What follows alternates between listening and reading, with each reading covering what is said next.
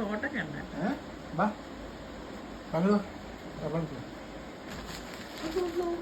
വയ്യ എന്റെ പടച്ചോനത് അപ്പൊ പറന്ന് വരുങ്ങണ്ട.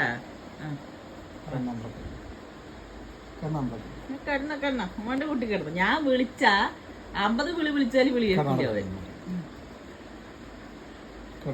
നമ്മള് ഫുള്ള് ക്ലീനിങ്ങിലായിരുന്നു. കിടന്നോളി തടവി കൊടുക്കാനായി. എന്റെ കുഞ്ഞിയുടെ തലവേദനിച്ചിട്ട് വയ്യ.